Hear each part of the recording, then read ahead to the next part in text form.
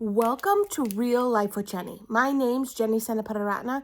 Grab your favorite drink, get yourself a snack, and we will get started. Today I have my favorite, actually really is, like I say that all the time, but this is really one of my faves. Lady Grey, a little bit of cream and sugar. Okay, a lot of cream, a little bit of sugar. Like that is the way I love to drink it. And where's my snack? Here it is. Okay, a Rice Krispie treat. Homemade Rice Krispie treat. It's my grandmother's recipe off the box. Um, Actually, I didn't use as many marshmallows as normal, so it really is my grandma's recipe. Anyway, let's get real.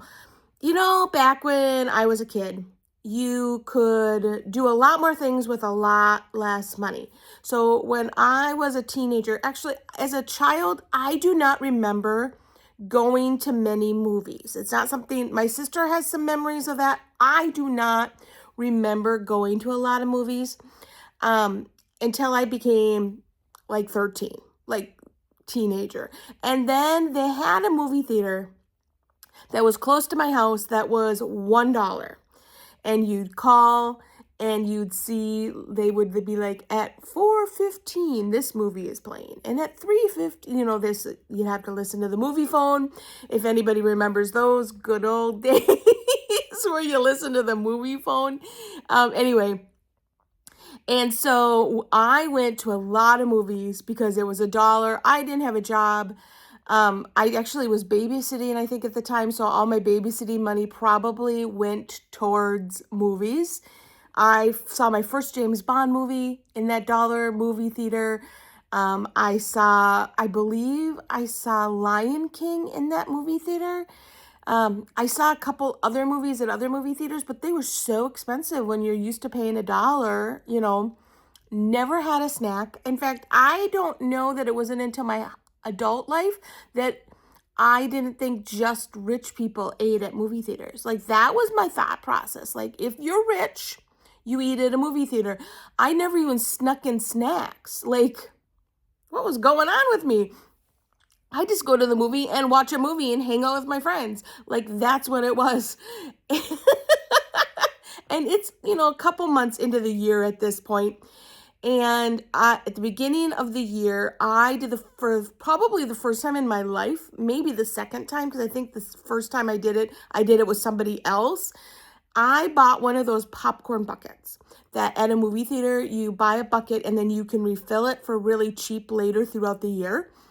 And I was like, okay, I'm going to do that this year. I'm going to invest in Jenny, and I'm going to go and I'm going to buy this popcorn bucket.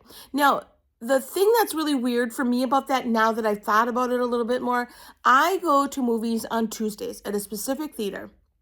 It is $5 for the movie. Actually, I think they just moved it up to $5.50. So $5.50 for a movie, and if you buy a small drink, you get a free popcorn. So why do I have a popcorn bucket? I'm not 100% sure. I gotta be honest with you. Now I'm like, why did I buy this popcorn bucket?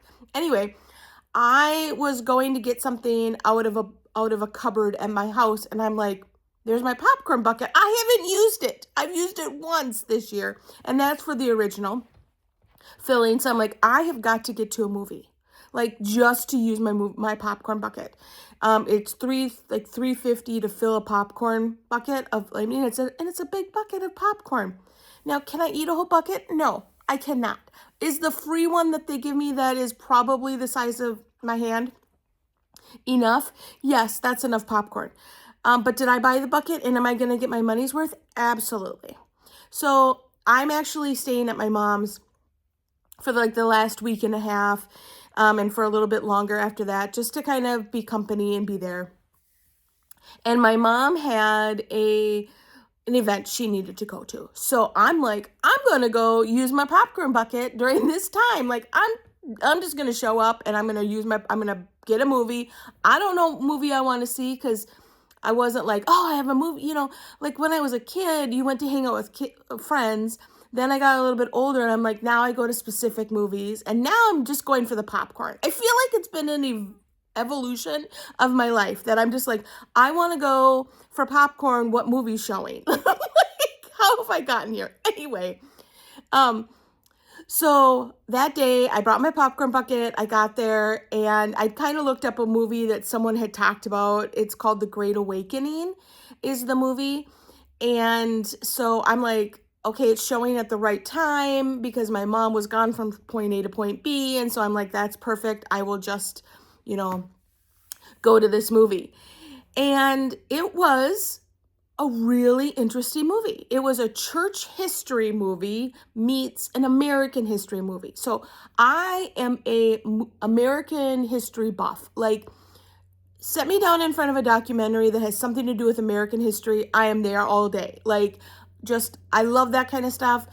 When I was homeschooling my poor daughter and she had to do American history, I gave her my favorite documentaries. I was like, you're going to watch presidents, you're going to watch Food That Built America. Like, these are the things you're going to watch because you're going to learn about America this way.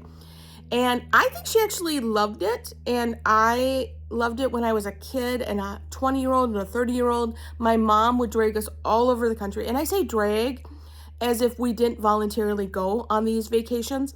But maybe she drug us into every mansion of every president that has ever existed in the United States. And anything that could have, we have been to the places. So I love history. And I thought, this is going to be great, right? Like, American history meets church history. My husband is a huge church history guy, like, loves church history.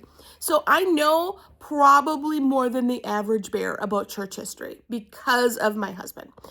And so, in fact, we're going on a trip a missions trip that has a lot more to do with church history than I might even be comfortable with. Anyway, we'll talk about that in a future update. Anyway, so I get into this movie. I've got my big tub of popcorn, and it is me and every retired human being on the planet. Okay, there were 10. So there's 2 rows of all people that were in their 70s, 80s. Many of them did not know that they were inside a movie theater, I believe, because they were like, hey, how are you, screaming back and forth throughout the movie because I don't think they knew how loud they were, which is just fine. It was actually quite comical and really fun for me because I was like, these are my people. Like, I love going to a movie during the day when it is me and all the retired people. Like, it is fabulous. So anyway, I'm in this movie, and it is a movie about Benjamin Franklin and George Whitefield. Now, I'm going to feel dumb if I'm wrong, but I think they called him George Whitefield. Anyway, and so these 2 people and kind of how they knew one another and how it shaped America and this whole thing. And I am sure that the average person walked out of there going, wow, that was incredible. Because it's an incredible story. George Whitefield was friends with John and Charles Wesley, and they kind of took him under their wing and led him to Jesus, and all this stuff that happened in his life was just really incredible. And I think that the impact that he had on the U.S. and our colonies was incredible. Like, wow. But what I walked away from that movie with a very different feeling than probably the average person does. So he is a traveling speaker. That's who John Whitefield is. He built a pulpit and carried it on his horse and would just go into a field, put up a pulpit and preach. And people would just show up and get saved. And it was just amazing. Like, and he was like talking to Ben Franklin at one point. And so Kevin said it was a quote from George Whitefield. I thought it was a quote from Benjamin Franklin because I'm the history buff, American history. He's the church history. I would rather, now I've lost the quote. I would rather be ruined than rust out. Like, I would rather get so exhausted than rust away because I haven't done anything. Like, that was the non-quote that Jenny just made into a different quote. And that is how he lived his life. Like, it was crazy. He didn't take care of himself. Like, he ran and he ran and he ran. And in the movie, Ben Franklin, he's my best friend, like me and Ben, Ben Franklin's actually over in England talking before the Revolutionary War, like, hey, you guys need to, we're going to declare war if you don't do something. And someone comes in the room and is like, I have to let you know George Whitfield just died. And Ben Franklin is like, what are you talking about? He's a young man. And he was 55 years old when he died. And died not being rusty. Let's just put it that way. Like, he had a rough life because he pushed so hard. And as a traveling speaker who's about to turn 50, it hit me with a ton of bricks. I have to be honest with you. It just like hit me on the side of the head. I was like, I am a traveling person too. Am I, all that goes through your brain. Like, it was just one of those moments that I was like, oh, wow. Okay. I don't want to die rusty either. Like, that is not my idea of a fun time. But I also am kind of tired of being run ragged, right? Like, I am kind of tired of like running at a pace that is not sustainable. Like, you know what I'm saying? Like, are we all running this rat race that I think that's what people call it, right? And maybe that's a little too close to home for me. As far as like, anyway, you don't care. Sorry, I just went down a tangent in my brain, and then I had to come back to this moment of like, don't talk about mice right now, Jenny. It's not something we're talking about on this podcast. Yes, I'm feeling very overwhelmed by mice.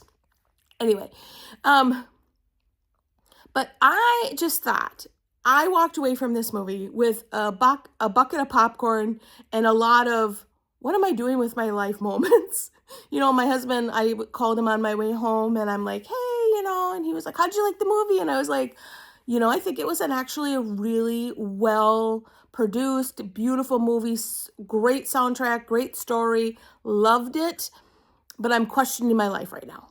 That's never the kind of movie that I want to see. I don't like things that shake up my life. Some people do. Some people love to walk into a movie or go somewhere and be scared or all those kind of. I like to walk into a movie and just like suspend reality. Like, I don't want to have to think about life afterwards, right?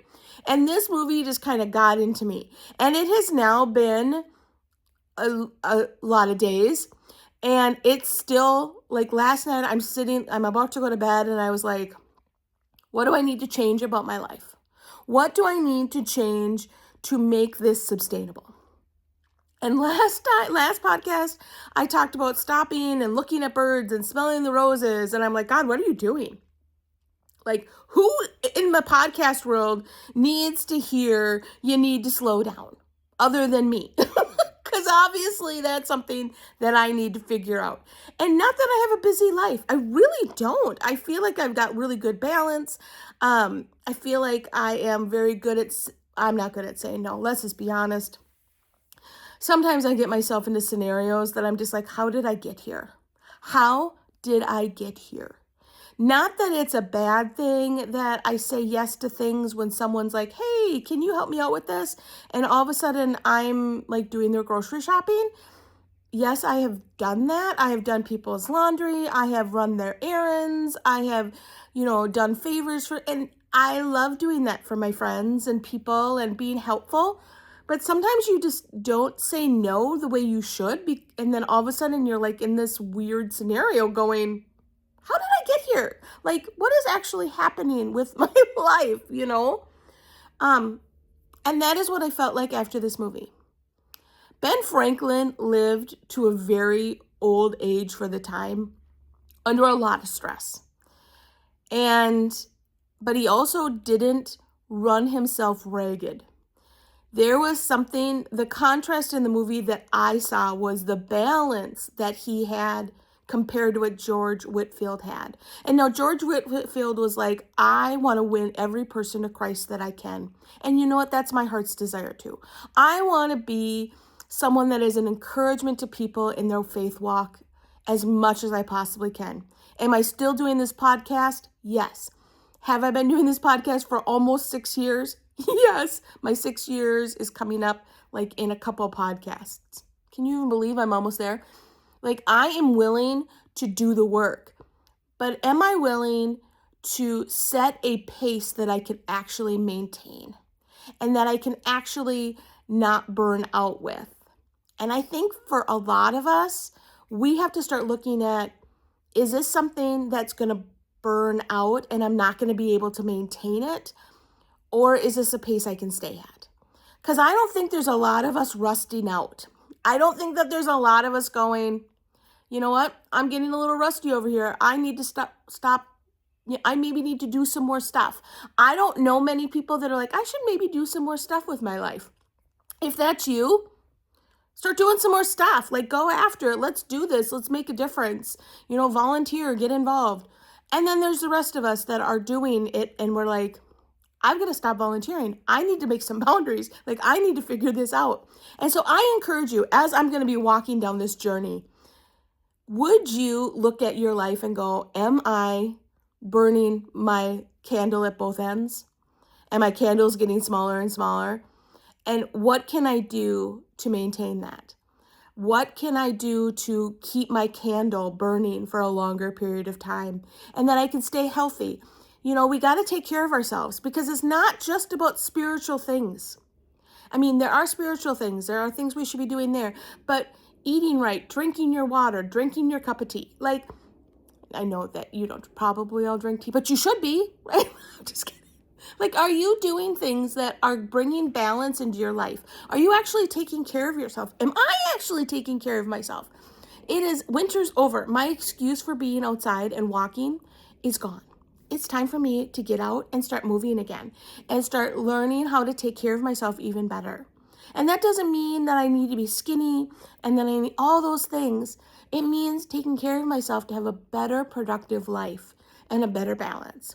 So you guys, that's what I'm going to try to do. Because this year is about trying things, and this year I'm going to try to have better balance. And maybe I will not die on the road at 55 like George Whitfield did. Now, granted, very different back then, on a horse, no medical stuff. I get all that. But I also know that he didn't have balance. And so I'm just asking you, do you have any balance? And if you don't, what can you add to bring some balance back? Well, that's all I have for you this week. I hope this was an encouragement. And go see the movie. I mean, I don't know if you need to see the movie. It was actually, I gave you the whole plot. You don't really care now. But anyway, you can find me on Real Life with Jenny on Instagram and on Facebook and on YouTube. Subscribe, like, do all the things for me. I would really appreciate it. It makes a huge difference. Even a comment makes a big difference in the algorithm and how things flow. So like, subscribe, all those pieces, share with people, all makes a big difference. Really appreciate all your support there. You can go into like the bio and stuff, and now all of my like teas and snacks are linked, and you can go there and get all that if you want to support the podcast that way. But really, find balance. That's my heart for you. Go out this week and look at your to-do list and go, is this going to burn me out? And what can I do to add so I don't burn out this week? You all have a great week.